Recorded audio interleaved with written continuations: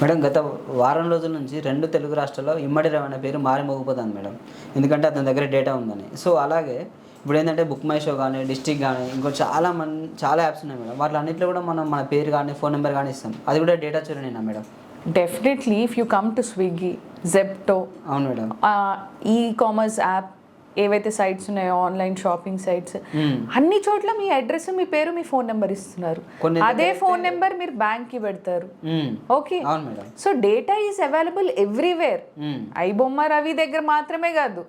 Okay, ఇవాళ ఆయన కనిపిస్తున్నాడు కాబట్టి ఆయన దోషిగా కనిపిస్తున్నాడేమో, అందరూ ఆయన వైపు వేలు చూపిస్తున్నారు, కానీ మిగతావన్నీ మన వైపు చూపిస్తున్నాయి. అది వీ షుడ్ నో ఇట్. ఎందుకనంటే మనం everywhere we are giving our phone number.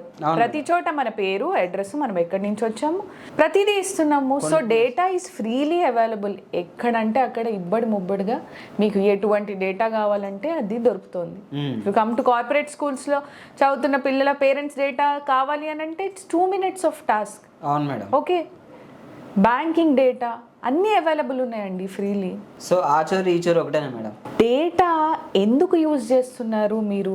అవేర్నెస్కి వాడుతున్నారా, లేకపోతే సైబర్ ఫ్రాడ్కి వాడుతున్నారా? దాన్ని బట్టి ఎటువంటి పనికి వాడుతున్నారు అనే దాన్ని బట్టి డిసైడ్ అవుతుంది. ఓకే, డెఫినెట్గా ఫ్రాడ్స్టర్స్ డేటా ఎక్వైర్ చేసుకుంటారు. అదే డిజిటల్ అరెస్ట్ గురించి అవేర్నెస్ పంపించాలి అనుకుంటే పిఎంఓ ఆఫీస్ ఉందనుకోండి, అందరికి సిటిజన్స్కి అందరికీ పంపించాలి అనుకుంటుంది, డెఫినెట్గా వాళ్ళు కూడా డేటా ఎక్వైర్ చేసుకొని అందరికీ పంపిస్తారు. ఈ డిజిటల్ అరెస్ట్ అనేది మీరు నమ్మకండి, ఇదొక స్కామ్, ఇదొక ఫ్రాడ్ అని. మీరు ఇప్పుడు మన దగ్గర ఒక వరం ఉందండి, మీరు దాన్ని మంచికి వాడతారా, చెడుకు వాడతారా అనేది మన మీద డిపెండ్ అయ్యి ఉంటుంది. డెఫినెట్గా దాన్ని బట్టి మన యాక్షన్ ఉంటుంది మేడం. సో దాన్ని మంచికి వాడితే డెఫినెట్గా అది అందరికి, నలుగురికి మంచి చేస్తుంది. ఓకే, దాన్ని చెడుకి వాడితే డెఫినెట్గా చాలా మంది నష్టపోతారు. ఇప్పుడు ఈ సైబర్ ఫ్రాడ్స్ అన్ని అలాగే జరుగుతున్నాయి.